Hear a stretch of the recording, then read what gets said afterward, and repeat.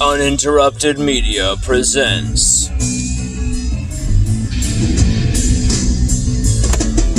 in conjunction with LSUODYSSEY.COM, we present LSU Odyssey Oddcast with your host, Lon Phillips Sullivan.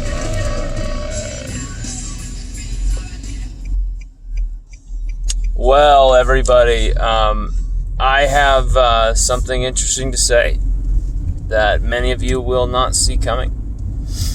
I've had enough. I don't know about you as an LSU fan, but I've had enough.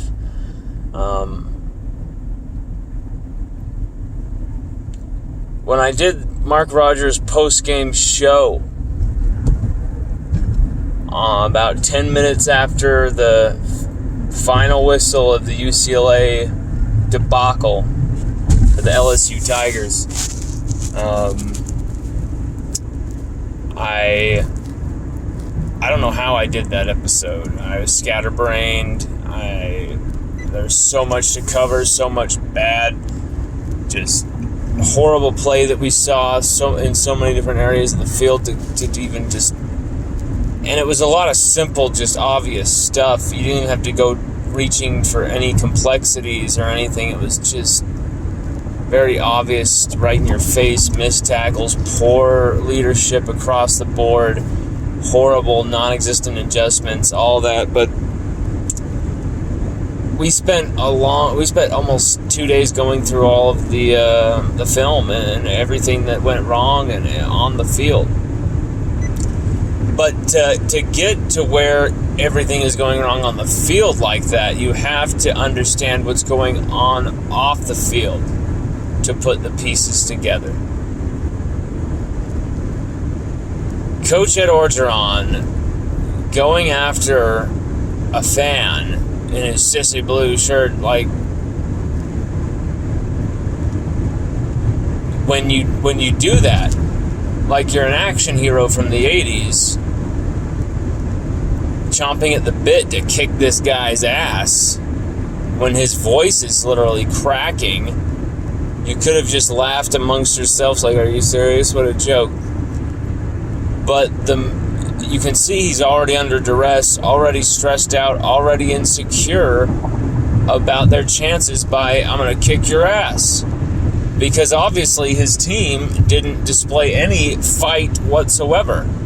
So when you go out there and you say that, which is a video that is being spread all over the world right now. We're not talking about the country, we're talking about the world is watching this and saying that's LSU, beating your chest, challenging a fan to a fight, and then looking like absolute weak sauce in the biggest game of the year, coming right out of the gate. Biggest game of the year is always Alabama, but the biggest game of the year is the game you're playing right then. And that was just bad for the brand across the board. Bad for the brand.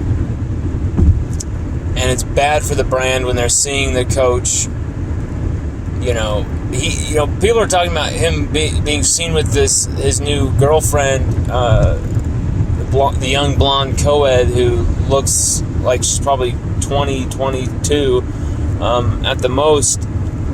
They're saying that they saw her in Beverly Hills. Well, I know for a fact she wasn't just in Beverly Hills for the UCLA game. She was on the sidelines at LSU scrimmages, handing players water, getting players water and towels. Some of the Tiger moms tried to talk to her, and what she said was, it's complicated when asked if she was Coach O's new girlfriend.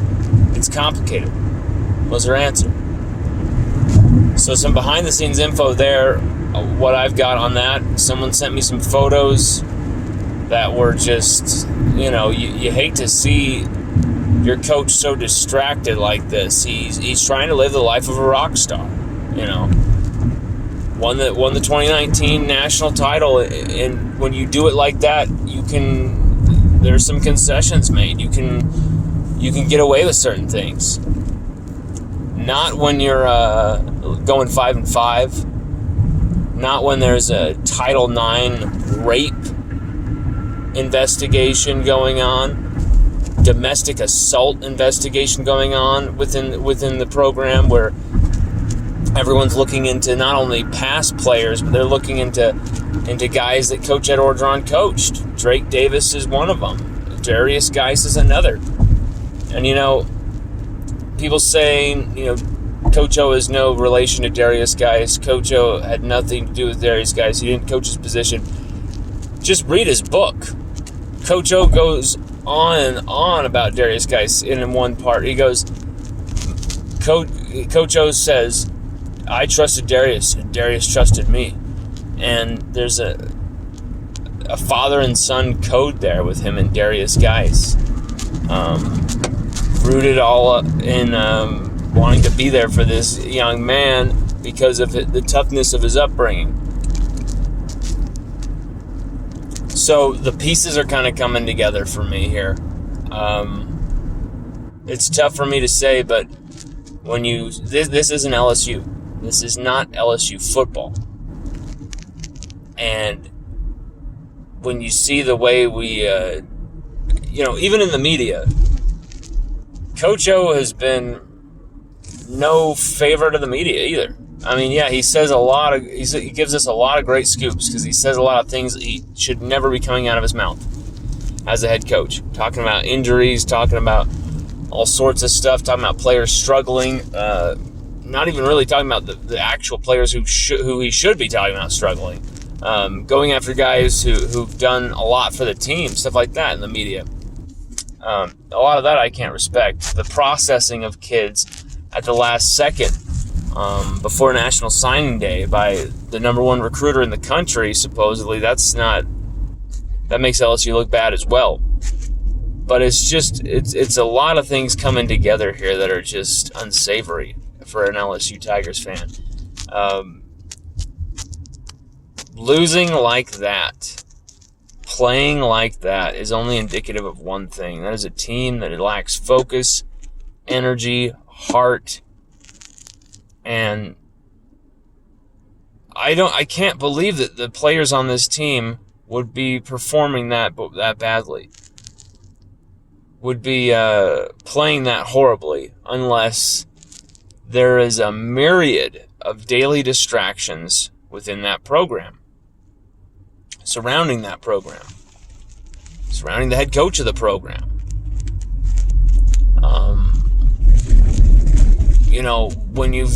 It seems like the only person he can trust is Derek Panamsky. I mean, he can't even trust certain people in the media who've been covering his ass for the last 2 years, like LSU Odyssey. I mean, we wrote articles saying, defending Coach O and going to bat for him. And when we had a great article scooped up together with the help of Mickey Joseph, the wide receivers coach for LSU, wanted to do this idea for this piece. This piece was going to talk about how he saved kids during his time at Desire Street Academy when he was coaching there during Hurricane Katrina and his heroism during that time.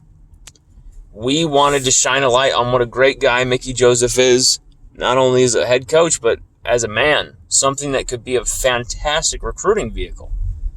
And I was worried about getting Brian Thomas, getting all these guys in. And I thought, what better way than to just to show what a great guy Mickey is? So I was told that nothing is approved unless it goes through Coach O, and nothing was approved unless I called Derek Panamsky. That's what Mickey said. So I called Derek Panamsky. Derek was actually pretty cool on the phone. I've got the recording of this conversation, and he points me into talking to Michael Bonnet, PR for LSU. Michael Bonnet never responded, never did anything, never said a word, never replied. Cody Warsham is a really upstanding dude there at LSU. I really respect him with their media, but what Michael Bonnet does is very secretive, and I don't really have any respect for it. It's really weird. Very protective of the brand, and I feel like, we probably lost out on some press credentials because of that blacklisting as well. It feels like LSU Odyssey was most likely blacklisted by certain entities within LSU because we wrote fair reporting when it comes to Title IX. And we're not going to back down from that. That's fine. But if it's going to go that way, then the gloves are off in a way. Like, you can't expect complete respect from people you will never respect. And I'm going to call it like I see it. We've been covering for this coach too long. We've been papering over this coach's ego and his arrogance for too long. We've taken his arrogance and we've equated it to passion, to being intense, loving his team. It doesn't look like he's doing any of this for the team. It looks like he's doing it for himself.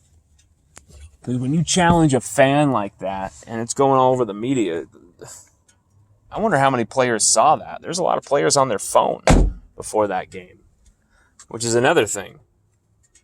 Just the reaction by some of the team, the reaction by some of the staff, almost like they just as blasé. They've been through this before, of course, because of 2020. They've been through this before, and it was just almost like devil may care. And if that's how it's going to be, you're going to see fans call for some heads, and that's why I'm making this video right now. And the beating of the chest, the arrogance, where we think we're LSU, we can just dominate whoever we want, we can be the last action hero. No. We need to get our shit together. And unless serious changes are made within the mindset of this program, serious changes will be made in the staff of this program. Very clear choices. I've always been a Coach Ed Orgeron fan and supporter, but I cannot defend this type of crap when the national... It has nothing to do with just the national media. Oh, they're laughing at us. The national media have been laughing at LSU for a year and a half. I'm sick of it. I'm tired of it. I'm tired of being on the butt end of jokes. I'm tired of looking like I don't know what I'm doing because I'm defending this type of crap. And I've always tried to take his side and show what his side is, even when I've condemned certain acts and decisions of Coach O's. But the gloves are off. You can't do this to LSU. LSU is bigger than Coach Ed Orgeron. LSU's brand is bigger than Coach Ed Orgeron. The 2019 team was not just Coach Ed Orgeron. Okay? I'm not saying we need to fire him right this second, but I'm saying there's some serious realities LSU fans need to accept. Go Tigers.